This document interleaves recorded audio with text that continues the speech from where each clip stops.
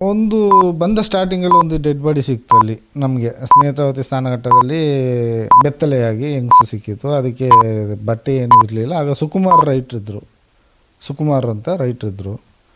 ಆಗ ಲಕ್ಷ್ಮಣರು ಅಂತ ಒಬ್ಬರು ಪೊಲೀಸು ಇಬ್ಬರು ಬಂದರು. ಮತ್ತು ನನ್ನನ್ನು ಲಂಗ ಹಾಕ್ಲಿಕ್ಕೆ ಹೇಳಿದರು. ಆಗ ನನಗೆ ಮದುವೆ ಆಗಲಿಲ್ಲ, ಚಿಕ್ಕ ಪ್ರಾಯ. ಮತ್ತು ನನಗೆ ಭಯ ಸಹ ಆಯಿತು, ನಾನು ಅದನ್ನು ಮುಟ್ಟಲ್ಲ ಅಂತ. ಮತ್ತು ಅವರು ಪೊಲೀಸ್ನವರೇ ಲಂಗ ಹಾಕಿಬಿಟ್ರು. ಯಾರು ಲಕ್ಷ್ಮಣ ಅಂತ ಇರಲ್ಲ, ಅವರು ಲಂಗ ಹಾಕಿದರು ಆ ಡೆಡ್ ಬಾಡಿಗೆ. ಕೆಳಗಡೆ ಒಂದು ಭಟ್ರ ಹೋಟ್ಲ್ ಹತ್ರ ಒಂದು ಡೆಡ್ ಬಾಡಿ ಸಿಕ್ತು. ಅದು ಸೊಂಟಕ್ಕೆ ಸೀರೆ ಕಟ್ಟಿದ್ದು. ಅದನ್ನು ಪೆಟಿಕೋಟು ಏನೂ ಇರಲಿಲ್ಲ. ಮತ್ತು ನಾವು ಅದನ್ನು ಬಿಚ್ಚಿ ಒಂದು 2-3 ದಿವಸದ ನಂತರ ಮಣ್ಣು ಮಾಡಿದೆ. ಯಾಕಂದರೆ ಅಲ್ಲಿಗೆ ಒಬ್ಬನೇ ಹೋಗಲಿಕ್ಕೆ ಸ್ವಲ್ಪ ಭಯ ಆಗ್ತಾಯಿತ್ತು. ಮತ್ತು ಒತ್ತಡ ಇತ್ತು, ಮಾಡಲೇಬೇಕು ಅಂತ. ನಾನು 2 ದಿವಸ ಕಳೆದು ನಾನು ಅದನ್ನು ಮಣ್ಣು ಮಾಡಿದೆ ಅಲ್ಲಿ. ಈ ಡೆಡ್ ಬಾಡಿಯನ್ನು ನೀವು ಯಾವ ರೀತಿಯಾಗಿ ಕೊಂಡೋಗ್ತಾ ಇದ್ರಿ? ಮತ್ತು ನಿಮಗೆ ಅದಕ್ಕೆ ಗುಂಡಿ ತೆಗಿಬೇಕು ಅಂತ ಹೇಳಿದ್ರೆ ಹಾರೆ ಎಲ್ಲ ಬೇಕಾಗುತ್ತೆ, ಅದು ಎಲ್ಲಿಂದ ಯಾರು ಕೊಡ್ತಾ ಇದ್ರು ಅಂತ ಹೇಳಿ? ಅದೆಲ್ಲ ಆಫೀಸಲ್ಲಿ ತೊಗೊಳ್ತಿದ್ವಿ, ಆಫೀಸಲ್ಲಿ ಇಟ್ಬಿಡ್ತಿದ್ವಿ. ಅಲ್ಲಿ ಮಣ್ಣು ಮಾಡೋದು ತಂದು ಆಫೀಸಲ್ಲಿ ಇಡೋದು, ಆಫೀಸಲ್ಲಿ ಇರ್ತಿತ್ತು. ಅದೇ ಅಂಕರ್ ಆಫೀಸ್ ಇದೆ ಇತ್ತು, ಕೊಟ್ಟು ಪೀಕಸ್ ಅಲ್ಲಿ ನೇತ್ರಾವತಿ ಸ್ನಾನಘಟ್ಟದಲ್ಲಿ ಅವ್ರದ್ದು ತಂಗುವ ಬಿಡಾರ ಇದೆ. ಅದರಲ್ಲಿ ನಾವು ಕೊಟ್ಟು ಪೀಕಸಲ್ಲೇ ಇಟ್ಕೊಳ್ಳೋದು. ಅಲ್ಲಿ ಯಾರಾದರೂ ಸಿಕ್ಕಿದ್ದು ಇದೆಯಾ? ಸಿಕ್ಕಿದೆ. ಆ ಕಡೆ ನಮ್ಮ ಕಲ್ಲೇರಿಂದ ಸ್ವಲ್ಪ ಮುಂದೆ ಬಂಕಿನಾಚೆ ಒಂದು ಜಾಗದಲ್ಲಿ ನಾವು ಮಣ್ಣು ಮಾಡಿದ್ದುಂಟು. ಒಂದು ಹುಡುಗಿ ಪೆಟಿಕೋಟು ಸಮೇತ ಸಿಕ್ಕಿತು, ಯೂನಿಫಾರ್ಮ್, ಸ್ಕೂಲ್ ಬ್ಯಾಗ್ ಎಲ್ಲ ಇತ್ತು. ಅದರಲ್ಲಿ ನಾವು ಮಣ್ಣು ಮಾಡಿದ್ದೀವಿ. ಯಾವ ಕಲರ್ ಯೂನಿಫಾರ್ಮ್? ಅದು ನನಗೆ ನೆನಪಿಲ್ಲ ಈಗ. ಆಗೆಲ್ಲ ನೆನಪು ಇತ್ತು, ಈಗ ನೆನಪಿಲ್ಲ. ಅದು ಕಲರ್ ಇದೆ, ಯೂನಿಫಾರ್ಮ್, ಶಾಲೆ ಯೂನಿಫಾರ್ಮು. ಐಡಿ ಏನಾದರೂ ಇತ್ತು? ಇತ್ತು, ಅದರಲ್ಲಿ ಇತ್ತು. ಹೆಸರು ಏನಾದರೂ ಬರ್ತಿದ್ರು? ಅದೆಲ್ಲ ನಾವು ನೋಡಲಿಕ್ಕೆ ಬಿಡ್ತಾರೆ, ನಮ್ಮನ್ನು ಬಿಡಲಿಲ್ಲ. ಮಣ್ಣು ಮಾಡಲಿಕ್ಕೆ ಮಾತ್ರ ಹೇಳೋದು. ಅದು ಹೆಸರೆಲ್ಲ ನಾವು ಓದಲಿಕ್ಕಿಲ್ಲ. ಬುಕ್ಕೆಲ್ಲ ಇತ್ತು, ಬುಕ್ಕೆಲ್ಲ ಅವಳಿಗೆ ಹಾಕಿ ಮಣ್ಣು ಮಾಡಿ ಅಂತೇಳಿ ನಾವು ಮಾಡಿಬಿಟ್ವಿ ಅಷ್ಟೇ. ಸ್ಮೆಲ್ಲು ಬರ್ತಾಯಿತ್ತು ಲೈಟಾಗಿ. ಮಾಡಂತ ಹೇಳ್ತೀವಿ, ಮಾಡ್ತಾಯಿದ್ವಿ. ಮತ್ತು ಆಚೆ ಧರ್ಮಸ್ಥಳದ ಹತ್ರ ನಾಗಬಾಣದ ಹತ್ರ ಒಂದು ಡೆಡ್ ಬಾಡಿ ಇತ್ತು. ಅದು ಬೇರೆ ತಗೊಳ್ಳಿಕ್ಕೆ ಉಪಾಯ ಇಲ್ಲ, ಸ್ವಲ್ಪ ಸ್ಮೆಲ್ಲು ಬರ್ತಾಯಿತ್ತು. ಅಲ್ಲೇ ಗುಂಡಿ ತೆಗೆದು ಮಣ್ಣು ಮಾಡಿದ್ವಿ. ನಾಗಬಾಣದೊಳಗೆ ಹೌದು, ತೆಗೆದು ಮಣ್ಣು ಮಾಡಿದ್ದು. ಹಾಗೆ ಈ ಹೆಂಗಸರ ಏನೋ ಸಿಗಬೇಕಾದ್ರೆ ಅಂದರೆ ಯಾವ ರೀತಿಯಾಗಿ ಇರ್ತಾಯಿತ್ತು ಅಂತೇಳಿ? ಅದೇ ವಿಕಾರವಾಗಿ, ವಿಚಿತ್ರವಾಗಿ ಇರ್ತಾಯಿತ್ತು. ಈಗ ನೋಡಿ, ಉದಾಹರಣೆಗೆ ನಾವು ಡ್ಯಾಮಿನ ಮೇಲೆ ಒಂದು ಡೆಡ್ ಬಾಡಿ ಬೀಳ್ತದೆ, ಅದನ್ನು ಎಳ್ಕೊಂಡು ಹೋಗಿ ಆ ಕಡೆ ರಬ್ಬರ್ ತೋಟ ಇದೆ, ಆ ಕಡೆ ಎಲ್ಲ ಹಾಕ್ತಾಯಿದ್ವಿ. ಅದು ಜನಗಳಿಗೆ ಗೊತ್ತಾಗಬಾರ್ದು ಅಂತ ಹೇಳ್ತಿದ್ರು, ಅಂದರೆ ಪಬ್ಲಿಕ್ ಆಗ್ತದೆ ಅಂತ ಹಾಕೊಂಡೋಗಿ. ಅದು ಇರ್ಬೋದು ಹಾಗೆ, ಒಳಗೆ ಚಡ್ಡಿ ಅದು ಇದೆಲ್ಲ ಇರ್ತಾ ಇರಲಿಲ್ಲ, ಏನು ಇರ್ತಿರಲಿಲ್ಲ. ಅದು ಕೊಂಡೋಗಿ ಆ ಕಡೆ ಹಾಕ್ತಾಯಿದ್ವಿ, ಮಣ್ಣು ಮಾಡ್ತಾಯಿದ್ವಿ ಅಷ್ಟೇ. ಈ ಸೌಜನ್ಯನ ಕೇಸಿನ ನಂತರ ಸ್ವಲ್ಪ ಹೆಣಗಳು ಕಮ್ಮಿ, ಹಾಗೆ ಯಾವುದು ಹೆಣ ಇಲ್ಲ. ಮತ್ತು ಎಲ್ಲವನ್ನೂ ತೆಗಿಲಿಕ್ಕೆ ಆಗ್ತದೆ ಅಂತ ಹೇಳಲಿಕ್ಕೆ ಆಗಲ್ಲ, ಅದು ಎಲ್ಲವೂ ಸಿಗ್ತದೆ ಅಂತ ಹೇಳಲಿಕ್ಕೆ ಆಗಲ್ಲ. ಯಾಕಂದರೆ ಮರ ಗಿಡ ಎಲ್ಲ ಬೆಳೆದಿದೆಲ್ಲ. ಮತ್ತೆ ಅವನೇ ಓಪನ್ ಮಾಡಿ ಹೇಳಲಿಕ್ಕೆ ಶುರು ಮಾಡಿದ. ಈಗ ಸೌಜನ್ಯನ ವಿಷಯದಲ್ಲಿ ನಿನಗೆ ಗೊತ್ತಿಲ್ಲ ಮಾರ, ಸಣ್ಣದನಿಗಳ ಮಗ ಇರೋದು, ಸಣ್ಣದನಿಗಳಿದ್ದಾರೆ, ನಿನಗೆ ಗೊತ್ತಿಲ್ಲ ಅಂತ. ಧರ್ಮಸ್ಥಳದಲ್ಲಿ 25 ವರ್ಷ ದುಡಿದೋದಕ್ಕೆ ಬಾಡಿಗೆ ಮನೆ ಜೀವನ, ಸ್ವಂತ ಮನೆ ಇಲ್ಲ, ಜೀವನ ಮಾಡೋ ಪರಿಸ್ಥಿತಿ. ಒಂದಷ್ಟು ದಿನಗಳಿಂದ ಒಂದು ಪತ್ರ ಕೂಡ ವೈರಲ್ ಆಗ್ತಾ ಇತ್ತು. ಯಾವ ರೀತಿ ಅಂತ ಹೇಳಿದರೆ, ಧರ್ಮಸ್ಥಳ ಗ್ರಾಮದಲ್ಲಿ ಹೂತಾಕಿರುವ ಹೆಣವನ್ನು ನಾನು ತೆಗೆದು ತೋರಿಸ್ತೀನಿ ಅನ್ನುವಂಥ ವಿಚಾರದಲ್ಲಿ, ಮುಂದಿನ ನಡೆ ಯಾವ ರೀತಿ ಅನ್ನುವಂಥ ವಿಚಾರದಲ್ಲೂ ಕೂಡ ಎಲ್ಲರೂ ಪ್ರಶ್ನೆ ಮಾಡ್ತಾ ಇತ್ತು. ಈಗ ಕಾಲ ಕೂಡ ಹತ್ತಿರ ಬಂದಿದೆ ಅಂತ ಹೇಳಿದ್ರು ಕೂಡ ತಪ್ಪಾಗಲಿಕ್ಕಿಲ್ಲ. ಆ ವ್ಯಕ್ತಿ ಯಾರು ಅನ್ನೋದಕ್ಕೆ ಉತ್ತರ ಸಿಗುವಂಥ ಸಮಯ ಅಂತ ಹೇಳಿದ್ರು ಕೂಡ ತಪ್ಪಾಗಲಿಕ್ಕಿಲ್ಲ.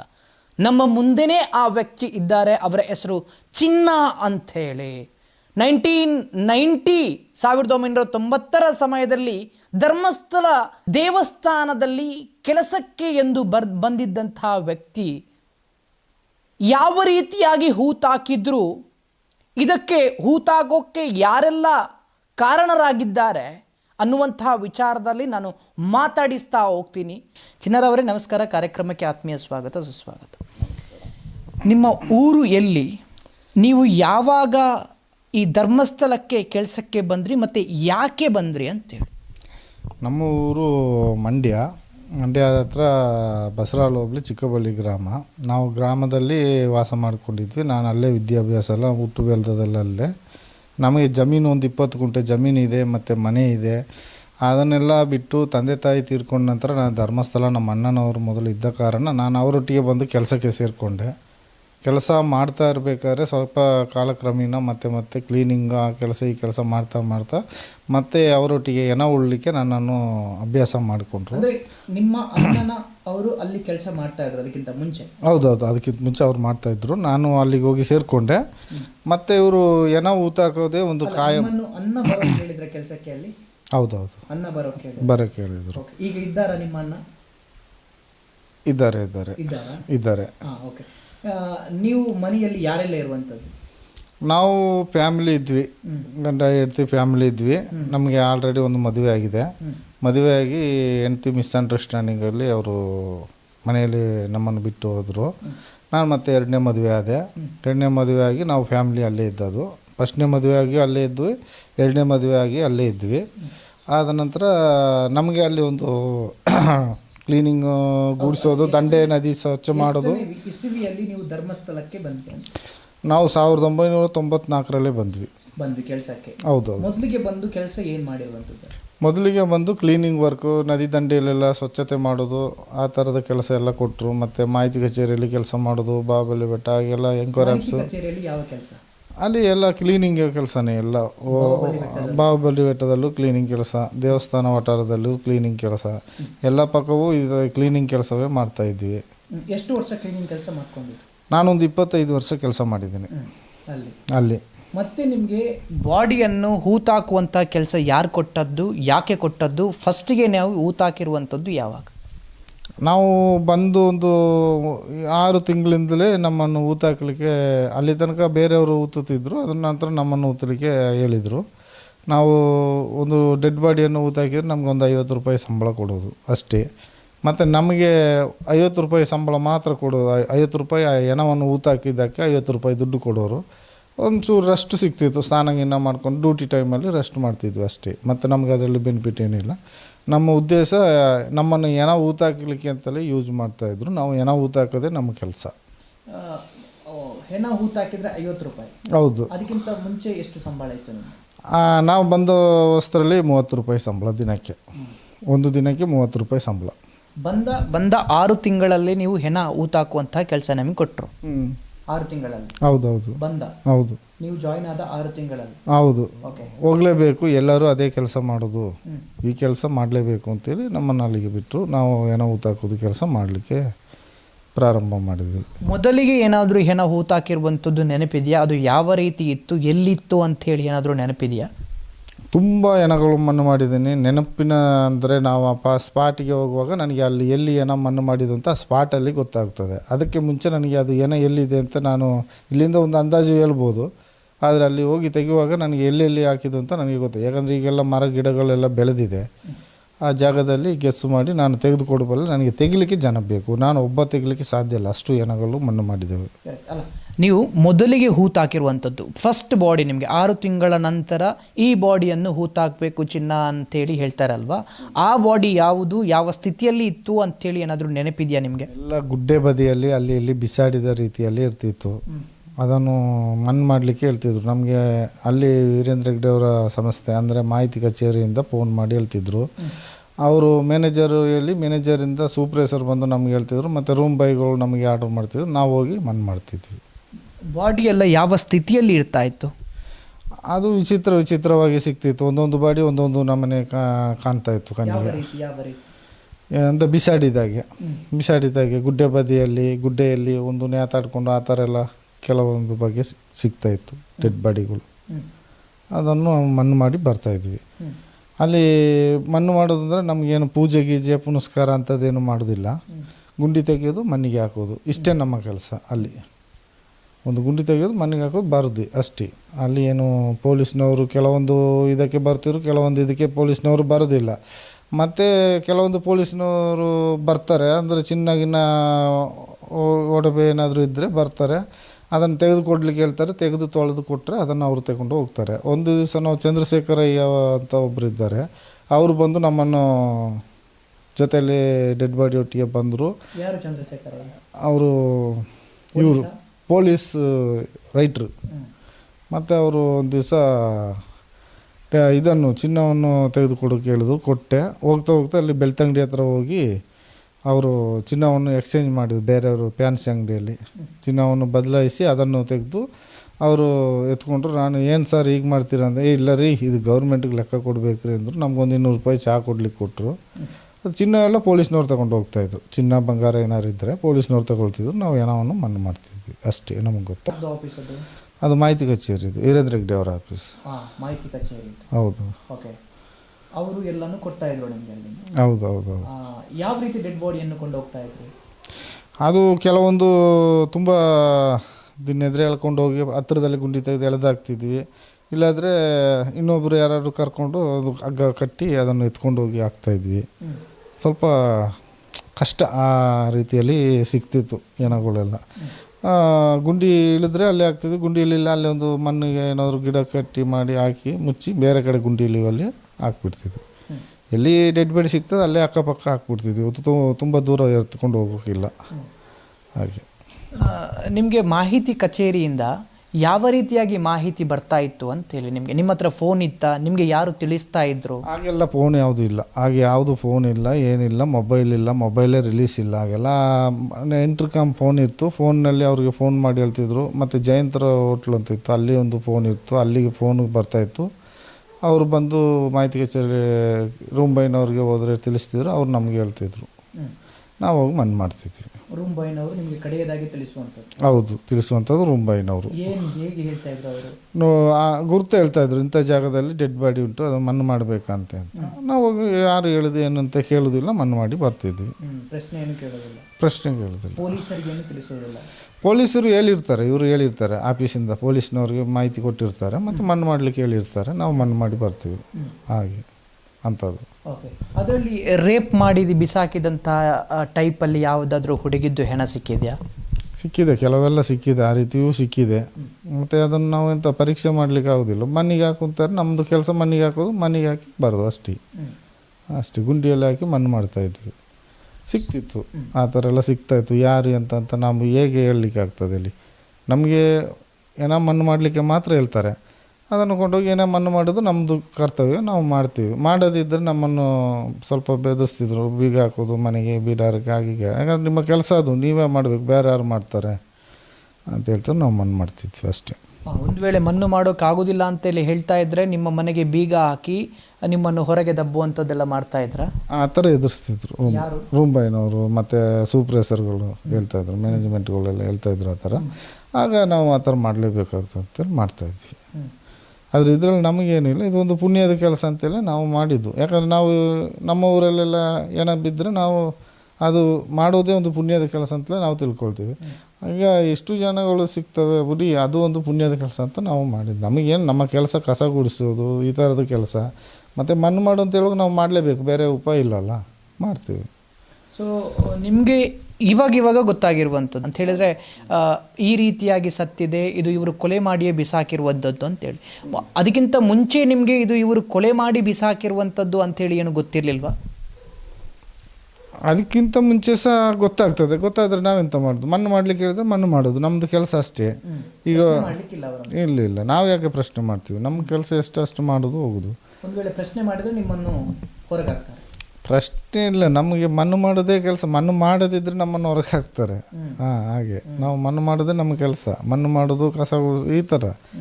ಮತ್ತು ಡ್ಯೂಟಿ ಟೈಮಲ್ಲಿ ಮಾಡಲಿಕ್ಕೆ ನಮಗೆ ಅದಕ್ಕೆ ಬರಲಿ, ನಾವು ಇದಕ್ಕೆ ಬಂದದ್ದು ಅಂತ ಮಾತಾಡಲಿಕ್ಕೆ ಹೋದರೆ ಅದಕ್ಕೆ ಬಾಯಿ ಮುಚ್ಚಲಿಕ್ಕೆ ಅಂತ 50 ರೂಪಾಯಿ ಕೊಡ್ತಾರಲ್ಲ, ಚಹಾ ಖರ್ಚಿಗೆ ಅಂತೇಳಿ ಟಿಪ್ಸ್ ಆಗಿ ಅದು ತಗೊಳ್ತೀವಿ. ಮತ್ತು ಡ್ಯೂಟಿ ಸ್ವಲ್ಪ ಕೆಲಸ ಬಾಕಿ ಮಾಡೋದು, ಒಂದು 2 ಗಂಟೆ 3 ಗಂಟೆ ರೆಸ್ಟ್ ಮಾಡೋದು ಕೆಲಸ ಟೈಮ್. ಹೌದೌದು. ದಿನಕ್ಕೆ ಎಷ್ಟು ಹೆಣ ಇರ್ತಾಯಿತ್ತು ಅಥವಾ ವಾರಕ್ಕೆ ಎಷ್ಟು ಹೆಣ ಇರ್ತಾಯಿತ್ತು? ಒಂದೊಂದು ದಿವಸ ಹೆಣ ಇರ್ತಿರ್ಲಿಲ್ಲ, ಒಂದೊಂದು ದಿವಸ ಒಂದೊಂದು ಹೆಣ, ಎಲ್ಲನೂ ಒಂದೊಂದು ದಿವಸ 2 ಹೆಣ ಸಹ ಸಿಗ್ತಾಯಿತ್ತು. ಹಾಗೆ ಒಂದು ಹೆಣ ಸಿಗ್ತಿತ್ತು, ಒಂದೊಂದು ದಿವಸ 2 ಹೆಣ. ಮಧ್ಯಾಹ್ನ ಒಂದು ಸಿಕ್ಕಿದರೆ ಸಂಜೆ ಒಂದು ಸಿಗ್ತಿತ್ತು. 2 ಹೆಣ ಮಣ್ಣು ಮಾಡಿದ್ದು ಉಂಟು. ಮತ್ತು ಇಲ್ಲದಿದ್ದರೆ ಒಂದೊಂದು ದಿವಸ ಹೆಣ ಇರ್ತಾ ಇರಲಿಲ್ಲ, ಹಾಗೆಲ್ಲ ಉಂಟು. ತಿಂಗಳಲ್ಲಿ ಅಥವಾ ವಾರದಲ್ಲಿ ಎಷ್ಟು ಹೆಣ ಸಿಗ್ತಾಯಿತ್ತು ಮಿನಿಮಮ್? ತಿಂಗಳಲ್ಲೆಲ್ಲ ಒಂದು 10-15 ಈ ಥರ ಎಲ್ಲ ಸಿಗ್ತಾಯಿತ್ತು ತಿಂಗಳಿಗೆ. ಸಿಗ್ತಾಯಿತ್ತು, ಹೆಚ್ಚಿಗೆ ಸಿಗ್ತಾಯಿತ್ತು, ಹೆಚ್ಚು ಸಿಗ್ತಿತ್ತು. ಅದು ಲೆಕ್ಕ ಮಾಡಲಿಕ್ಕೆ ನಮಗೇನು ಅಷ್ಟು ಇದಿಲ್ಲ. ಅಂದಾಜು ಒಂದು 10-20 ಎಲ್ಲ ಸಿಗ್ತಿತ್ತು, ಹತ್ತೆಲ್ಲ ಸಿಗ್ತಿತ್ತು. ಅಲ್ಲಲ್ಲಿ ಗುಡ್ಡೆಯಲ್ಲಿ, ಕಾಡಲ್ಲಿ, ನದಿ ದಂಡೆ ಬದಿಯಲ್ಲಿ ಆ ಕಡೆ ಎಲ್ಲ ಬಿಸಾಡಿದ ಹಾಗೆ ಸಿಗ್ತಾಯಿತ್ತು. ತೆಗೆದು ಮಣ್ಣು ಮಾಡ್ತಾಯಿದ್ವಿ, ಅದೇ ನಮ್ಮ ಕೆಲಸ. ಜಾಸ್ತಿಯಾಗಿ ಹುಡುಗರ ಏನವ ಅಥವಾ ಹುಡುಗಿಯರ ಏನವ? ಹೆಂಗಸರ ಏನವ ಗಂಡಸರ? ಹೆಂಗಸರು ಏನೋ ಜಾಸ್ತಿ ಸಿಗ್ತಾಯಿತ್ತು, ಮತ್ತು ಹುಡುಗಿರೇನ, ಮತ್ತು ಗಂಡಸರ ಹೆಣ ಎಲ್ಲ ಮಿಕ್ಸಿಂಗು ಎಲ್ಲ ಸಿಗ್ತಾಯಿತ್ತು, ಅದು ಇದು ಎಲ್ಲ ಸಿಗ್ತಾಯಿತ್ತು. ಹೆಚ್ಚಾಗಿ ಹೆಣ್ಣು ಮಕ್ಕಳು ಹೆಣಗಳು ಜಾಸ್ತಿ ಸಿಗ್ತಾಯಿತ್ತು. ಹೆಂಗಸರು ಒಂದು 18 ವರ್ಷ, 17 ವರ್ಷ, 20 ವರ್ಷ, 25 ವರ್ಷ ಈ ರೇಂಜಿನಲ್ಲಿ ಹೆಣಗಳು ಡೆಡ್ ಬಾಡಿಗಳು ಸಿಗ್ತಾಯಿತ್ತು ಜಾಸ್ತಿ. ಏಜ್ ಆದವರು ಸಿಗ್ತಾ ಇಲ್ಲ, ಅವರು ಎಲ್ಲೋ 1-2 ಸಿಗ್ತಾಯಿತ್ತು, ಅದು ಕೂಡ ಸಿಗ್ತಾಯಿತ್ತು. ಏಜ್ ಆದವರು ಸಿಗ್ತಾಯಿದ್ರು. ಎಲ್ಲೆಲ್ಲ ಹೆಣವನ್ನು ಹೂತಾಕಿದ್ರಿ ಅಂತ ಹೇಳಿ? ನಾವು ಎಲ್ಲೆಲ್ಲಿ ಅಂತ ಹೇಳಿದರೆ ಈಗ ಬಂಗ್ಲೆಗುಡ್ಡೆಯಲ್ಲಿ ಸುತ್ತಲೂ ಹಾಕಿದ್ದೇವೆ, ಮತ್ತು ಆ ಕಡೆ ನೇತ್ರಾವತಿ ಹೊಳೆ ಆಚೆ ಅಲ್ಲಿ ಅಜ್ಕೂರಿ ಹೋಗೋ ರೋಡ್ನ ಆ ಸೈಡಲ್ಲೇ ಹಾಕಿದ್ದೀವಿ, ಈ ಕಡೆ ಬಾಬಳಿ ಬೆಟ್ಟದಲ್ಲೇ ಹಾಕಿದ್ದೀವಿ, ಮತ್ತು ಇಲ್ಲಿ ಮಣ್ಣಸಂಕದ ಆಚೆ ಎಲ್ಲ ಹಾಕಿದ್ದೇವೆ, ಎಲ್ಲ ಕಡೆಯೂ ಹಾಕಿದ್ದೇವೆ. ಆಚೆ ಗಂಗೋತ್ರಿ ಆಚೆ ಸಹ ಹಾಕಿದ್ದೇವೆ. ಎಲ್ಲಿ ಹೆಣ ಸಿಗ್ತದೆ ಅಲ್ಲಿ ಮಣ್ಣು, ಅದನ್ನು ಕಿಲೋಮೀಟ್ರ್ ತನಕ ತಗೊಂಡು ಹೋಗ್ಲಿಕ್ಕೆಲ್ಲ ಇಲ್ಲ, ಎಲ್ಲಿ ಹೆಣ ಸಿಗ್ತದೆ ಅಲ್ಲಿ ಮಣ್ಣು ಮಾಡೋದು, ಅದೇ ನಮ್ಮದು ಕೆಲಸ. ಜಾಸ್ತಿಯಾಗಿ ಯಾವ ಪ್ಲೇಸಲ್ಲಿ ಹಾಕಿದ್ದಾರೆ? ಜಾಸ್ತಿಯಾಗಿ ಸ್ನಾನಘಟ್ಟದಲ್ಲಿ ಹಾಕಿದ್ದೇವೆ, ನೇತ್ರಾವತಿಯಲ್ಲಿ. ಎಷ್ಟು ಹಾಕಿರ್ಬೋದು ಅಂದಾಜು? ಅಂದಾಜು ಒಂದು 700 ಇರ್ಬೋದು. ಎಷ್ಟು? 700. 700? ಹಾಂ, 700. ಅವ್ರ ಅಂದಾಜು ಹೇಳ್ತಾ ಇದ್ದೇನೆ, ನಮಗೆ ಗೊತ್ತಿಲ್ಲ, ನಾನು ಎಣ್ಣಲಿಕ್ಕೆ ಲೆಕ್ಕ ಮಾಡಲಿಕ್ಕಿಲ್ಲ. ಅದು ತೆಗೆದ್ರೆ ಒಂದು ಇರ್ಬೋದು, ಒಂದು 500-600 ಇಷ್ಟೆಲ್ಲ ಇರ್ಬೋದು. ಯಾಕಂದ್ರೆ ನಾವೊಂದು ಅಂದಾಜು 700 ಅಂತ ಹೇಳ್ತೇನೆ, ಇರ್ಬೋದು, ಕಮ್ಮಿ ಇರ್ಬೋದು, ಮತ್ತು ಹೆಚ್ಚು ಇರ್ಬೋದು. ಅದನ್ನು ಅಗದಬೇಕು, ಅಗದು ನೋಡಿದ್ರೆ ಗೊತ್ತಾಗ್ತದೆ. ಒಂದೇ ಜಾಗದಲ್ಲಿ ಕೆಲವು ಹಾಕಿದ್ದೇವೆ, JCB ಬಿಟ್ಟು ತೆಗೆದ್ರೆ ಗೊತ್ತಾಗ್ತದೆ. ಈಗ ನೀವು 1994ರಿಂದ ಯಾವ ಇಸವಿವರೆಗೆ ಅಲ್ಲಿ ಕೆಲಸ ಮಾಡ್ತಾಯಿದ್ರಿ? 1994ರಿಂದ 2014 ತನಕ ನಾವು ಕೆಲಸ ಮಾಡ್ತಾಯಿದ್ವಿ ಅಲ್ಲಿ. ಹೌದು. 2014 ತನಕ ಒಂದು ಎಷ್ಟು ಹೆಣವನ್ನು ಹೂತಾಕಿರೋದು? ಅಲ್ಲಿ ಸೌಜನ್ಯನ ಕೇಸಿನ ನಂತರ ಸ್ವಲ್ಪ ಹೆಣಗಳು ಕಮ್ಮಿ, ಹಾಗೆ ಯಾವುದು ಹೆಣ ಇಲ್ಲ. ಆಗ ಮುಂಚೆ ಎಲ್ಲ ಹೆಣ ತುಂಬ ಬೀಳ್ತಾ ಇದ್ವು, ಈಗ ಹೆಣ ಅಲ್ಲಿ ಬೀಳೋದಿಲ್ಲ. ಎಷ್ಟು ಹೂತಾಕಿರ್ಬೋದು ಅಂದಾಜು? ಅಂದಾಜು ಒಂದು 1,500 ಹಾಕಿದ್ದೇವೆ. 1,500 ಹೆಣ ಇರ್ಬೋದು ನೀವು ಅಂದಾಜು ಹೂತಾಕಿ ಅಂದಾಜು. ಮತ್ತು ಎಲ್ಲವನ್ನೂ ತೆಗಿಲಿಕ್ಕೆ ಆಗ್ತದೆ ಅಂತ ಹೇಳಲಿಕ್ಕೆ ಆಗಲ್ಲ, ಅದು ಎಲ್ಲವೂ ಸಿಗ್ತದೆ ಅಂತ ಹೇಳಲಿಕ್ಕೆ ಆಗಲ್ಲ. ಯಾಕಂದ್ರೆ ಮರ ಗಿಡ ಎಲ್ಲ ಬೆಳೆದಿದೆಲ್ಲ ಗುರ್ತ ಮಾಡಿ ಮಾಡಿ ಬಿಡ್ತೇನೆ, ಜನ ಬಂದರೆ ಆಗದ ತೆಗಿಲ್ಬೋದು, ಎಲ್ಲ ಬರ್ಬೋದು, ಜಾಗ ತೋರಿಸ್ತೇನೆ, ತೆಗಿಬೋದು ಆರಾಮ್ಸೆ. ಹೌದು. ಈಗಲೂ ಕೂಡ ಪತ್ತೆ ಹಚ್ಚೋಕ್ಕೆ ಆಗುತ್ತೆ ನಿಮಗೆ ಯಾವ ಜಾಗದಲ್ಲಿ ಹೂತಾಕಿದ್ದೀರಿ ಅಂತೇಳಿ? ನಿಮಗೆ ಬಿಟ್ಟು ಬೇರೆ ಯಾರಿಗಾದರೂ ಗೊತ್ತಿದೆಯಾ ಈ ವಿಚಾರ, ಎಲ್ಲಿ ಹೂತಾಕಿದ್ದೀರಿ ಅಂತೇಳಿ? ಯಾರಿಗೆ ಗೊತ್ತಿಲ್ಲ, ನನಗೆ ಬಿಟ್ಟು ಯಾರಿಗೆ ಗೊತ್ತಿಲ್ಲ, ನನಗೆ ಮಾತ್ರ ಗೊತ್ತು. ಹೌದು. ನೀವು ಧರ್ಮಸ್ಥಳದಲ್ಲಿ ಕೆಲಸ ಯಾತಕ್ಕೋಸ್ಕರ ಬಿಟ್ರಿ ಅಂತೇಳಿ? ಧರ್ಮಸ್ಥಳದಲ್ಲಿ ಯಾತಕ್ಕೋಸ್ಕರ ಬಿಟ್ರಿ ಅಂದರೆ ಅಲ್ಲಿ ರವಿ ಪೂಜಾರಿ ಅಂತ ಒಬ್ಬ ರೂಮ್ ಬಾಯ್ ಇದ್ದ, ಮತ್ತು ಅವನು ಕೆಲವೊಂದು ಸರಿ ಸ್ವಲ್ಪ ಕುಡಿಯೋ ಅಭ್ಯಾಸ ಉಂಟು, ಲೈಟು ಹುಡುಗ, ಮದುವೆ ಆಗಿಲ್ಲ ಅವನು. ಮತ್ತು ಹೇಳ್ತಾ ಇದ್ದ, ಹಾಗೆ ಹೀಗೆ ಓಡಾಡಿಕೊಂಡು ಇದು ಮಾಡ್ಕೊಂಡಿದ್ದ, ಮುಖ ಎಲ್ಲ ಸಪ್ಪಾಗಿತ್ತು, ಯಾಕೆ ಕೆಲಸಕ್ಕೆ ಹೋಗಲಿಲ್ಲ ಏನು ಅಂತ ನಾವು ಸಹ ನೋಡೋದು. ರೂಮಲ್ಲಿ ಸುತ್ಕೊಂಡಿರ್ತದೆ, ಚೇಂಜ್ ಮಾಡಿ ಕೂಡ ಹೋಗಲಿಲ್ಲ. ಮ್ಯಾನೇಜರ್ನವ್ರನ್ನೊಂದು ಬೈದರು, ಯಾಕೆ 10 ದಿವಸ ಆಯಿತು ಚೇಂಜ್ ಮಾಡಿ ಅಂತ, ಕೇಳಲಿಲ್ಲ.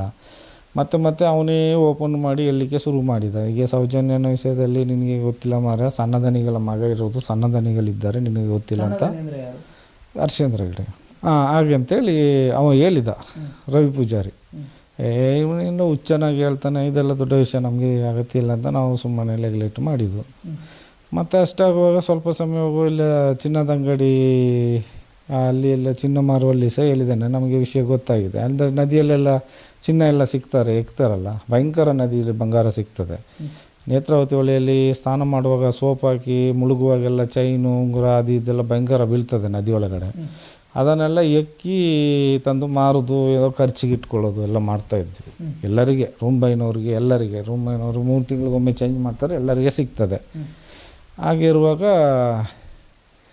ಅದನ್ನು ಇದು ಮಾಡ್ತಾರೆ. ಅಲ್ಲಿ ಸಹ ಅವನು ಹೇಳಿದ್ದಾನೆ, ಕೆಲವು ಕಡೆ ಹೇಳಿದ್ದಾನೆ, ಅದೆಲ್ಲ ಪಬ್ಲಿಕ್ ಆಗಿದೆ. ಮತ್ತು ಅವರಿಗೆ ಡೌಟ್ ಬಂತು. ಮತ್ತು ಅವತ್ತು ಸಂಜೆ ಎಲ್ಲ ಪೇಚಾಡ್ತಾ ಇದ್ದ, ಹಾಗೆ ಹೀಗೆ ಅಂತ. ಅವರು ಕನ್ನಡಿಯವರು, ರಾಧಾಕೃಷ್ಣ ಅವರು ಇವರೆಲ್ಲ ಇದ್ದರು, ಒಂದು ರೂಮ್ ಬಾಯ್ನವರು. ಮತ್ತು ಅವನು ಬೆಳಿಗ್ಗೆ ಹೋಗಿ ಚಹಾ ತಿಂಡಿ ಕುಡಿದು ಬಂದು ಪೇಪರ್ ಓದಿ ಅವರು ಹೋಟ್ಲಿಂದ ಒಳಗೆ ಬಂದದಷ್ಟೇ. ಇವರು ರೂಮ್ ಬಾಯ್ನವ್ರು ಬೇಕಿ, ನಾನು ಹೇಳಿದ ರಾಧಾಕೃಷ್ಣ ಅವರೆಲ್ಲ ಒಳಗಿದ್ದರು, ಹಗ್ಗ ಹಾಕಿ ಬಿಟ್ಟಿದ್ದಾರೆ ಅವನಿಗೆ ಕುತ್ತಿಗೆಗೆ.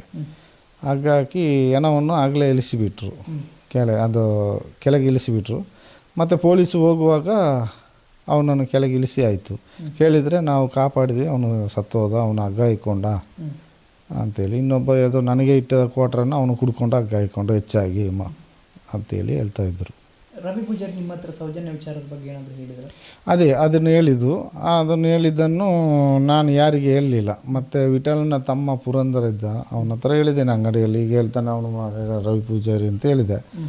ಮತ್ತು ಅವನು ಎಂಥ ಕೇರ್ಲೆಸ್ ತೊಗೊಂಡ್ರೆ ಏನೋ ಗೊತ್ತಿಲ್ಲ. ನಾನು ಅವನ ಹತ್ರ ಹೇಳಿಬಿಟ್ಟು ಮತ್ತು ನನ್ನಷ್ಟಿಗೆ ನಾನಿದ್ದೆ, ಇದು ಬೇಕಿಲ್ಲ, ಅಗತ್ಯ ಇಲ್ಲ, ದೊಡ್ಡ ವಿಷಯ ಇದು ಅಂತೇಳಿ ನಮಗೆ ಸುಮ್ಮನೆ ಆದದ್ದು. ಮತ್ತು ಲಾಸ್ಟಿಗೆ ಕರೆದು ಎಲ್ಲ ಎಂಕ್ವೈರಿ ಮಾಡಲಿಕ್ಕೆ ಶುರು ಮಾಡಿದ್ರು ನನ್ನನ್ನು, ಹಾಗೆ ಹೀಗೆ ಅಂತ. ಇವರು ಪ್ರಶಾಂತ್ ಅಂತ ಒಬ್ಬರು ಸೂಪರ್ವೈಸರ್ ಅವನನ್ನು ಫಾಲೋ ಮಾಡಲಿಕ್ಕೆ ಬಿಟ್ಟು ಅವ ತುಂಬ ಚಿತ್ರಹಿಂಸೆ ಕೊಡಲಿಕ್ಕೆ ಶುರು ಮಾಡಿದ.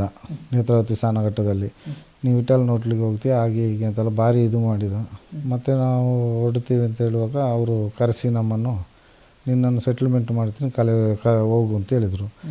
ಸೆಟಲ್ಮೆಂಟು 25 ವರ್ಷ ಕೆಲಸ ಮಾಡಿದ್ದಕ್ಕೆ 3.5 ಲಕ್ಷ ಅಮೌಂಟ್ ಕೊಡಬೇಕು. 3.5 ಲಕ್ಷದಲ್ಲಿ ನಮಗೆ ಬರೀ 50,000ನೇ ಕೊಟ್ಟದ್ದು. ನಾವು ಕೇಳ್ತಾ ಇದ್ವಿ, ಯಾಕೆ ನಾವು ಇಷ್ಟು ವರ್ಷ ದುಡ್ದಕ್ಕೆ ಬರೀ 50,000 ಕೊಡ್ತೀರಿ ಅಂತ ಕೇಳ್ತಾ ಇದ್ವಿ.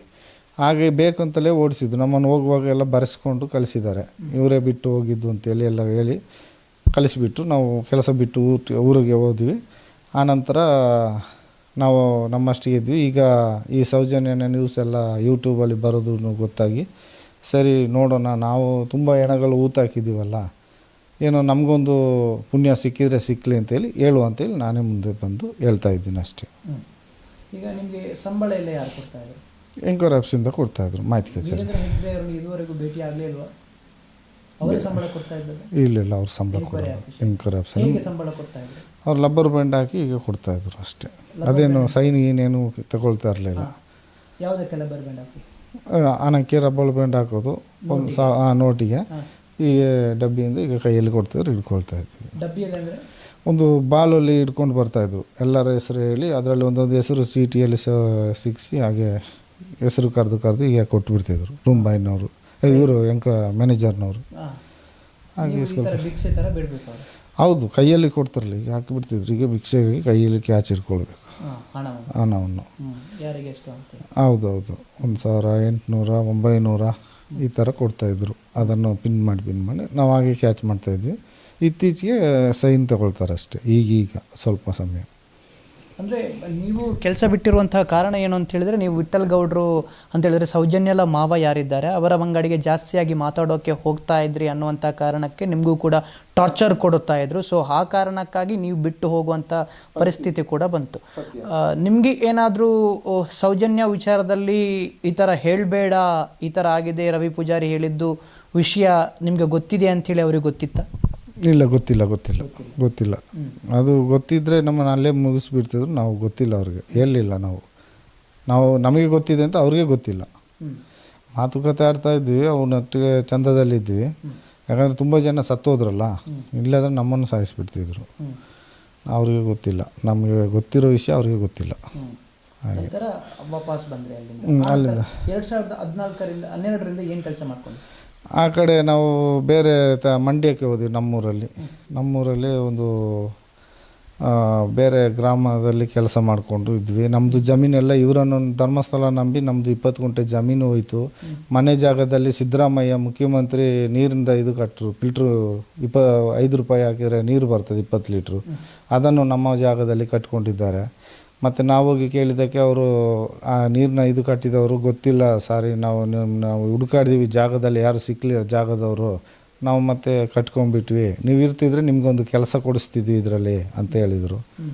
ಅಷ್ಟಾಗುವಾಗ ಸ್ವಲ್ಪ ಜಾಗ ಇತ್ತು, ನಾವು ಅದರಲ್ಲಿ ಗುಡಿಸಲು ಹಾಕ್ಕೊಂಡು ನಾವು ಅದರಲ್ಲಿ ವಾಸ ಇದ್ದದ್ದು. ಮತ್ತು ನೋಡುವಾಗ ನಾವು ಕೇಳಿದ್ವಿ ನಮ್ಮ ಜಾಗ ಎಲ್ಲ ಹೀಗೆ ಮಾಡಿದರೆ ಅಂತ. ಮತ್ತು ನೀವು 20 ವರ್ಷ 25 ವರ್ಷ ಇಲ್ಲದಿದ್ದರೆ ಏನು ಮಾಡೋದು ಅಂತೇಳಿ ಹಾಗೆ ಮಾತಾಡಲಿಕ್ಕೆ ಶುರು ಮಾಡಿದರು ಊರಿನವರು. ಮತ್ತು ಇದು ಸೆಟ್ ಆಗೋದಿಲ್ಲ ನೋಡುವಂತೇಳಿ ನಾವು ಮತ್ತೆ ಆಚೆ ನಮ್ಮೂರ ಕಡೆ ಹೊರಟದ್ದು, ತಮಿಳ್ನಾಡು ಕಡೆ ಹೊರಟೋದ್ವಿ. ಅದರ ನಂತರ ಜಮೀನು ಇದೆ, ಜಮೀನಿಗೆ ಪಕ್ಕದ ಗದ್ದೆಯಲ್ಲಿ ಈಗ ಸರ್ವೆ ನಂಬರ್ ತಗೊಂಡು ಹೋಗಿ ಹುಡುಕಬೇಕಷ್ಟೆ. ನಮ್ಮದು 20 ಗುಂಟೆ ಜಮೀನು ಉಂಟಲ್ಲಿ ಮಂಡ್ಯದಲ್ಲಿ, ಆನ್ಸೋಸ್ಲು ಅಂತ ಗ್ರಾಮದಲ್ಲಿ 20 ಗುಂಟೆ ಜಮೀನಿದೆ. ಅದನ್ನು ಹುಡುಕಿ ಏನಾದರೂ ಜೀವನಕ್ಕೆ ಮಾಡಬೇಕಷ್ಟೆ. ನಮಗೆ ಎಂಥದ್ದು ಇಲ್ಲ, ಈಗ ಬಾಡಿಗೆ ಮನೆಯಲ್ಲಿ ಇರೋದು ನಾವು. ಹಾಗಾಗಿ ಬಾಡಿಗೆ ಮನೆಯಲ್ಲಿ ಜೀವನ. ಧರ್ಮಸ್ಥಳದಲ್ಲಿ 25 ವರ್ಷ ದುಡ್ದದಕ್ಕೆ ಬಾಡಿಗೆ ಮನೆ ಜೀವನ, ಸ್ವಂತ ಮನೆ ಇಲ್ಲ, ಜೀವನ ಮಾಡೋ ಪರಿಸ್ಥಿತಿ ಕಷ್ಟದಲ್ಲಿ ಇದೆ. ಈ ಥರ ಧರ್ಮಸ್ಥಳ ವೀರೇಂದ್ರ ಹೆಗ್ಡೆ ಅವರನ್ನು ನಂಬಿದ್ದದಕ್ಕೆ ನಾವು ಗುಂಡಿಗೆ ಬಿದ್ದಿದ್ದೇವೆ ಅಷ್ಟೇ. ನಮ್ಮ ಲೈಫು ಹೀಗೆ ಆಗಿದೆ, ಜೀವನ ಅವರನ್ನು ನಂಬಿದ್ದಕ್ಕೆ. ಆದರೂ ಒಬ್ಬರು ಹೇಳಿದರು ಪಂಚಾಯಿತಿ ಪಿ ಡಿ ಎಂತ ಅವ್ರ ಹೆಸರು ರತ್ನರಾಜರ್ ಅಂತ ಏನೋ ಒಂದು ಇದ್ದರು, ಅವ್ರ ಹೆಸರು ಸರಿ ಬರ್ತಾ ಇಲ್ಲ, ಹೈಟಾಗಿರ್ತಿದ್ರು. ಆ ಪುಣ್ಯಾತ್ಮ ಹೇಳ್ದ, ಈ ಮನೆಯೆಲ್ಲ ನಿಮಗೆ ಪಂಚಾಯಿತಿಯಿಂದ ಗೌರ್ಮೆಂಟಿಂದ ಆರ್ಡ್ರ್ ಆಗಿದೆ, ಅವರು ಡಿ ಎಮ್ ಸಿಯಿಂದ ಕಾಂಟ್ರಾಕ್ಟ್ ತೊಗೊಂಡು ಕಟ್ಟಿ ಕೊಟ್ಟೋದು ಮಾತ್ರ, ಅದು ದನಿಗಳದಲ್ಲ. ನೀವು ಇಲ್ಲಿ ಕೆಲಸ ಮಾಡೋದಿದ್ರೂ ಚಿಂತೆ ಇಲ್ಲ, ಈ ಮನೆಯಲ್ಲಿ ನೀವು ಶುದ್ಧ ವಾಸ ಇರಬೇಕು, ಮನೆ ಬಿಟ್ಟು ಹೋಗಬೇಡಿ, ಇದು ನಿಮಗೆ ಗೌರ್ಮೆಂಟ್ ಆರ್ಡ್ರ್ ಮಾಡಿದ್ದು ಮನೆ ಅಂತೇಳಿ ಅವ್ರು ಹೇಳಿದರು. ಆದರೆ ಅವರನ್ನು ಎದುರು ಮಾಡಿಕೊಂಡು ಅಲ್ಲಿ ನಾವು ಬದುಕಲಿಕ್ಕೆ ಸಾಧ್ಯ ಇಲ್ಲ ಅಂತ ನಾವು ಎದುರು ಹೋಗಿದ್ದು. ಇಲ್ಲಾಂದರೆ ನಮಗೆ ಅದು ಮನೆ ಗೌರ್ಮೆಂಟಿಂದ ಪಂಚಾಯತಿ ಅವರು ಕಟ್ಟಿಕೊಟ್ಟೋದಂತ ಪಿ ಡಿ ಒವೇ ಹೇಳಿದ್ದಾರೆ ಡೈರೆಕ್ಟಾಗಿ ನಮ್ಮ ಹತ್ರ. ಮತ್ತು ಭಯದಲ್ಲಿ ನಾವು ಹೋದ್ವಿ ಅಲ್ಲಿ ಇಲ್ಲದೆ. ಹಾಗೆ ಸೊ 1994 ಬರ್ತೀರಿ. 6 ತಿಂಗಳ ನಂತರ ನಮಗೆ ಹೆಣ ಹಾಕುವಂಥ ಕೆಲಸವನ್ನು, ಹೆಣ ಹೂತಾಕುವಂಥ ಕೆಲಸವನ್ನು ಕೂಡ ಕೊಡ್ತಾರೆ. ಆನಂತರ ನಿರಂತರವಾಗಿ ಹೆಣ ಹೂತಾಕುವಂಥ ಕೆಲಸದಲ್ಲೇ ಇದ್ರ ಅಥವಾ ಮತ್ತೆ ಏನಾದರೂ ಕಸ ಗುಡಿಸುವಂಥದ್ದು ನೇತ್ರಾವತಿ ನದಿಯಲ್ಲಿ, ಸ್ನಾನಘಟ್ಟದಲ್ಲಿ ಅಥವಾ ಇಲ್ಲಿ ಬೆಟ್ಟದಲ್ಲಿ ಅಥವಾ ಮಾಹಿತಿ ಕೇಂದ್ರದ ಗುಡಿಸುವಂಥದ್ದು ಏನಾದರೂ ಮಾಡ್ತಾ ಇದ್ರಾ ಅಥವಾ ನಿರಂತರವಾಗಿ ಹೆಣ ಹೂತು ಹಾಕುವಂಥದ್ದು? ಇಲ್ಲ, ನಿರಂತರವಾಗಿ ಹೆಣ ಹೂತಾಕೋದು. ಹೆಣ ಒಂದು ಇದೆ ಅಂತ ಹೇಳಿದ್ರೆ ಅವ್ರು ಹೇಳಿದ ತಕ್ಷಣ ಎಲ್ಲಿದ್ದರೂ ಅಲ್ಲಿಗೆ ಹೋಗಬೇಕು. ಬೆಟ್ಟದಲ್ಲಿ ಇದ್ದರು ಎಲ್ಲಿದ್ದರೂ ಸಹ ಇತ್ತೀಚೆಗೆ ಫೋನ್ ಎಲ್ಲ ಬಂತು. ಈಗ ಫೋನ್ ಮಾಡಿದ ಕೂಡಲೇ ನಾವು ಅಲ್ಲಿಗೆ ಹೋಗಲೇಬೇಕು. ಮುಂಚೆ ಹೇಗಿತ್ತು? ಮುಂಚೆ ಅವರು ಮನೆಗೆ ಬಂದು ಹೇಳ್ತಿದ್ರು, ಮನೆಯಲ್ಲಿ ಮಲಗಿದ್ರೆ ಅಲ್ಲಿ ಬಂದು ಕರ್ಕೊಂಡು ಹೋಗ್ತಿದ್ರು, ಇಲ್ಲ ಕೆಲಸದಲ್ಲಿದ್ದರೆ ಅಲ್ಲಿಂದ ಕಳಿಸ್ತಿದ್ರು ಹೋಗಿ ಮಣ್ಣು ಮಾಡಿ ಅಂತ. ಈಗ ಇಲ್ಲಿ ಹೆಣ ಇದೆ ಅಂದರೆ ಅಲ್ಲಿ ಎಂಕ್ವೈರಿ ಆಫೀಸಿಗೆ ಫೋನ್ ಮಾಡ್ತಾರೆ, ಅವರು ಬಂದು ಹೇಳ್ತಾರೆ ನಾವು ಇಲ್ಲಿ ಹೆಣ ಮುತ್ತಾಕೋದು. ಅಲ್ಲಿ ಹೆಣ ಇದ್ದರೆ ಇಲ್ಲಿಗೆ ಫೋನ್ ಮಾಡ್ತಾರೆ, ಇಲ್ಲಿಂದ ಹೋಗಿ ಅಲ್ಲಿ ಮಣ್ಣು ಮಾಡೋದು. ಹಾಗೆ ಎಲ್ಲಿ ಹೆಣ ಉಂಟೋ ಅಲ್ಲಿ ಧರ್ಮಸ್ಥಳದಲ್ಲಿದ್ದರೆ ಅಲ್ಲಿ ಆಫೀಸಿಂದ ಫೋನು, ಇಲ್ಲಿ ಇದ್ದರೆ ಇಲ್ಲಿ ಆಫೀಸಿಂದ ಫೋನು, ಅಷ್ಟೇ ನಾವು ಮಣ್ಣು ಮಾಡೋದು. ಮಹಿಳೆಯರ ಬಾಡಿಯಲ್ಲಿ ಏನಾದರೂ ಕೊಂದ ರೀತಿಯಲ್ಲಿ ಅಥವಾ ರೇಪ್ ಮಾಡಿದ ರೀತಿಯಲ್ಲಿ ಏನಾದರೂ, ಈಗ ರೇಪ್ ಮಾಡಿದಾಗ ಯಾವ ರೀತಿ ಹೊರಲಾಡ್ತಾರೆ ಅಂತೇಳಿ ನಿಮ್ಗೆ ಗೊತ್ತಿದೆ, ಪರಚಿದ ರೀತಿಯಲ್ಲಿ ಈ ರೀತಿಯ ಬಾಡಿ ಏನಾದರೂ ಸಿಕ್ಕಿದೆಯಾ ಅಂತೇಳಿ?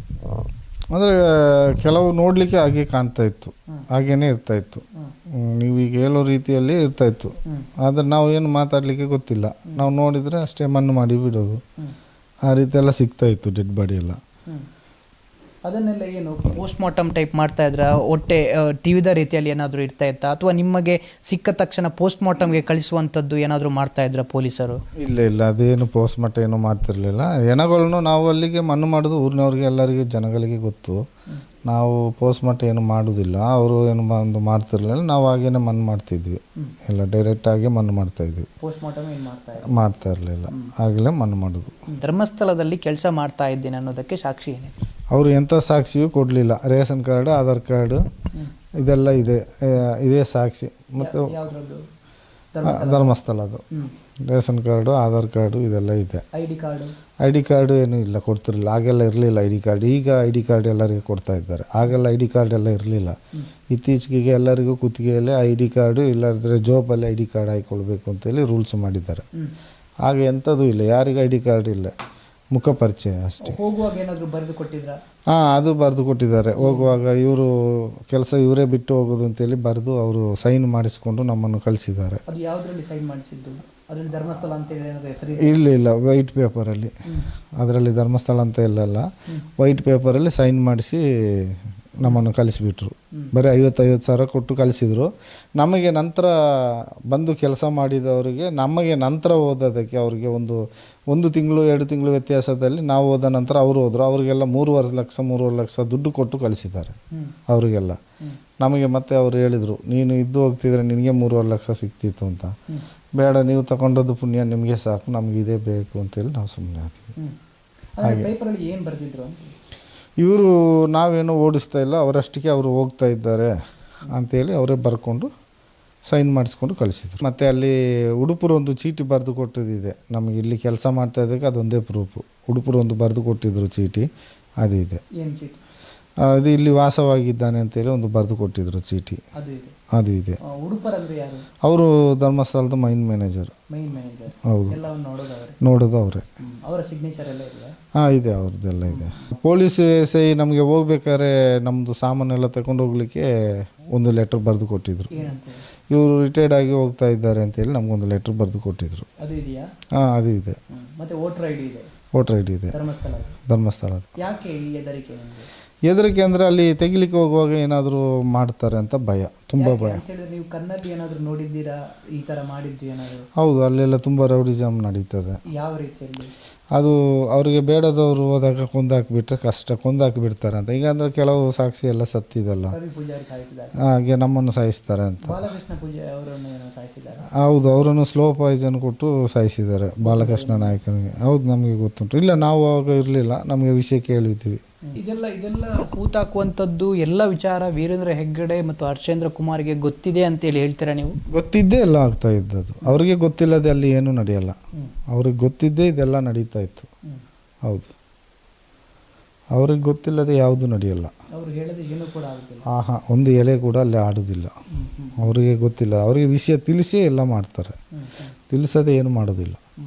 ಅವರ ಸುದ್ದಿ ಇಲ್ಲದೆ ಏನೂ ನಡೆಯುವುದಿಲ್ಲ ಅಲ್ಲಿ, ಎಲ್ಲ ಅವರದೇ. ಹಾಗಾಗಿ ನಿಮಗೆ ಸರಿಯಾದ ರಕ್ಷಣೆಯನ್ನು ಕೊಟ್ಟರೆ ಎಲ್ಲ ಹೂತಿಟ್ಟ ಹೆಣವನ್ನು ಎಲ್ಲೆಲ್ಲಿದೆ ಅಂಥೇಳಿ ತೋರಿಸುವಂಥದ್ದು ಎಲ್ಲವನ್ನು ಮಾಡ್ತೀರಿ. ಯಾವುದೇ ಇದಿಲ್ಲ, ಅಂಜಿಕೆ ಮತ್ತು ಯಾರು ಆಮಿಷ ಒಡ್ಡಿದ್ರು ಮತ್ತೊಂದು ಒಡ್ಡಿದ್ರು ಎಂಥದ್ದು ಇಲ್ಲ. ಡೈರೆಕ್ಟ್ ತೆಗೆದು ತೋರಿಸೋದು. ಎಲ್ಲ ಹೆಣಗಳನ್ನು ಒಂದು ಕಡೆಯಿಂದ ತೆಗಿಸೋದೆ. ತೆಗೆಯೋದು ಹೆಣಗಳಿಗೆ JCPಯನ್ನು ತರಿಸಿದರೆ ತೋಡೋದೆ. JCP ತರಿಸಿಕೊಟ್ರೆ ತೋಡೋದು. ಸರ್ಕಾರದಿಂದ JCP ಕಲಿಸಲಿ, ಮತ್ತು ಜನಗಳು ಕೊಡಲಿ. ನನಗೆ ತೋಡಲಿಕ್ಕೆ, ಒಬ್ಬನಿಗೆ ತೋಡಲಿಕ್ಕೆ ಅಷ್ಟು ಹೆಣಗಳನ್ನು ಸಾಧ್ಯ ಇಲ್ಲ. ನಾನು ಜಾಗಗಳನ್ನು, ತುಂಬ ಹೆಣಗಳಿರೋ ಜಾಗ ತೋರಿಸ್ತೇನೆ, ಒಂದೊಂದು ಇರೋದನ್ನು ತೋರಿಸ್ತೇನೆ, ತೆಗಿತಾ ಹೋಗ್ಬೋದು. 1994ರಿಂದ ಕೆಲಸಕ್ಕೆ ಸೇರಿದಂಥ ವ್ಯಕ್ತಿ 6 ತಿಂಗಳವರೆಗೆ ಕಸಗುಡಿಸುವಂಥದ್ದು ಮಾಡ್ತಾರೆ ಬಾಹುಬಲಿ ಬೆಟ್ಟದಲ್ಲಿ, ಮಾಹಿತಿ ಕೇಂದ್ರದಲ್ಲಿ, ಸ್ನಾನಘಟ್ಟದಲ್ಲಿ. ನಂತರದಲ್ಲಿ ಹೆಣ ಹೂತಾಕುವಂಥದ್ದೇ ಕೆಲಸ. ಅವಾಗ ಅವರಿಗೆ ಇದ್ದಿರುವಂಥದ್ದು ದಿನಕ್ಕೆ 30 ರೂಪಾಯಿ ಸಂಬಳವಾದರೆ ಹೆಣ ಹೂತಾಕಿದ್ರೆ 20 ರೂಪಾಯಿ ಜಾಸ್ತಿ ಕೊಡ್ತಾ ಇದ್ರು. 50 ರೂಪಾಯಿ ಆಯಿತು. ಒಂದು ವೇಳೆ ನಾನು ಹೂತಾಕುವುದಿಲ್ಲ ಅಂತ ಹೇಳಿದರೆ ದಬ್ಬಾಳಿಕೆ ಮಾಡಿ ಹೊರಗಡೆ ಇವರನ್ನು ಕಳಿಸ್ತಾರೆ. ನಂತರದಲ್ಲಿ ಇವರಿಗೆ ಜಾಬ್ ಇಲ್ಲ, ಹಿಂಸೆಯನ್ನು ಕೂಡ ಕೊಡ್ತಾರೆ. ಇವರು ಕೂಡ ಬದುಕಿ ಉಳಿತಾರಾ ಅಂಥೇಳಿ ಗೊತ್ತಿಲ್ಲ. ಯಾಕೆಂತೇಳಿದ್ರೆ ಅಲ್ಲಿಂದ ಹೆಣ ಹೂತಾಕೋದಿಲ್ಲ, ನಾನು ಎಲ್ಲವನ್ನೂ ಕೂಡ ಪೊಲೀಸಿಗೆ ಹೇಳ್ತೀನಿ, ಜನಗಳಿಗೆ ಹೇಳ್ತೀನಿ ಅಂತ ಹೇಳಿದರೆ ಖಂಡಿತವಾಗ್ಲೂ ಇವರು ಈ ದಿನಾಂಕದವರೆಗೆ ಅಂತ ಹೇಳಿದ್ರೆ ಈ ಕ್ಷಣದವರೆಗೆ ಬದುಕಿರೋಕ್ಕೆ ಸಾಧ್ಯನೇ ಇರ್ತಾ ಇರಲಿಲ್ಲ. ಹಾಗಾದರೆ ಏನೂ ಮಾಡೋಕ್ಕೆ ಆಗದೆ ಇವರು ಹೆಣವನ್ನು ಹೂತಾಕುವಂಥದ್ದು ಕೂಡ ಕೆಲಸ ಮಾಡಲೇಬೇಕಾಗಿತ್ತು. ಎಲ್ಲರೂ ಕೂಡ ಹೇಳ್ತಾ ಇದ್ರು, ಈಗಲ್ಲ 1994ರಲ್ಲಿ ನಾವು ಕೂಡ ಹುಟ್ಟಿರಲಿಲ್ಲ, ಆಗಲೂ ಕೂಡ ಎಲ್ಲರೂ ಹೇಳ್ತಾ ಇದ್ರು ಏನು ಅಂತ ಹೇಳಿದರೆ ಸರ್ವಾಧಿಕಾರ, ಅವರ ವಿರುದ್ಧ ಯಾರು ಮಾತಾಡೋರಿಲ್ಲ ಅಂತೇಳಿ. ಈ ಪಾಪ ಕೆಲಸದವರು, ಕೂಲಿ ಕೆಲಸ ಮಾಡುವವರು ಯಾವ ರೀತಿ ಮಾತಾಡೋಕ್ಕೆ ಸಾಧ್ಯ ರೀ? ಅವರು ಹೇಳಿದ್ದನ್ನೇ ಮಾಡಬೇಕು. ಇಲ್ಲ ಅಂತೇಳಿದರೆ ನಾಳಿನ ದಿವಸದಲ್ಲಿ ನೀನು ಕೂಡ ಹೆಣ, ನಿನ್ನನ್ನು ಯಾರೋ ಬಂದು ಮತ್ತೊಬ್ಬ ಹೂತಾಕ್ತಾನೆ. ಸೊ ಈಗ ಆ ಕಾಲ ಬಂದಿದೆ, ಈ ವ್ಯಕ್ತಿ ಬಂದಿದ್ದಾನೆ. ನಿಜವಾಗ್ಲೂ ಹೇಳ್ತಾ ಇದ್ರು ಹೋರಾಟಗಾರರು, ಅನ್ನಪ್ಪ ಮಂಜುನಾಥ ಯಾವುದೋ ರೂಪದಲ್ಲಿ ಬಂದು ಖಂಡಿತವಾಗ್ಲೂ ನಿಲ್ತಾನೆ, ಬಂದೇ ಬರ್ತಾನೆ ಅನ್ನುವಂಥ ವಿಚಾರದಲ್ಲಿ. ಇದರ ಹಿಂದೆ ಕೈವಾಡ ಯಾರ್ದಲ್ಲ ಇದೆ ಅನ್ನುವಂಥ ವಿಚಾರದಲ್ಲಿ ಇನ್ವೆಸ್ಟಿಗೇಷನ್ ಮಾಡಬೇಕು. ಯಾರ್ದೋ ಮನೆಯ ಮಗಳು, ಯಾರ್ದೋ ಮನೆಯ ಮಗು, ಯೂನಿಫಾರ್ಮಲ್ಲಿದ್ದಂಥ ಮಗು. ಹಾಗಾಗಿ ಇವರುಗಳಿಗೆ, ಈ ಪೊಲೀಸರಿಗೂ ಕೂಡ ಧೈರ್ಯ ಬಂದಿರುವಂಥದ್ದು, ಇಲ್ಲ ಬೆಳ್ತಂಗಡಿಯಲ್ಲಿ ಎಲ್ಲನೂ ಕೂಡ ಆಗುತ್ತೆ, 1000ಕ್ಕಿಂತಲೂ ಮೇಲೆ ಹೆಣವನ್ನು ಹೂತಾಕಿದ್ದೀನಿ, ಸೌಜನ್ಯ ಹೆಣ ಏನಾಗುತ್ತೆ ಅಂಥೇಳಿ. ಆದರೆ ಅದು ಒಂದು ಶಕ್ತಿಯ ರೂಪದಲ್ಲಿ ಬಂದಿರುವಂತಹ ಹೆಣ್ಣು ಮಗಳು ಅಂಥೇಳಿ ಇವರಿಗೆ ಅರ್ಥನೇ ಆಗಲಿಲ್ಲ. ಮತ್ತೆ ಮತ್ತೆ ಮತ್ತೆ ಕೂಡ ಎದ್ದು ಬರ್ತಾ ಇದೆ, ಇವರನ್ನು ನಾಶ ಮಾಡೇ ಮಾಡುತ್ತೆ.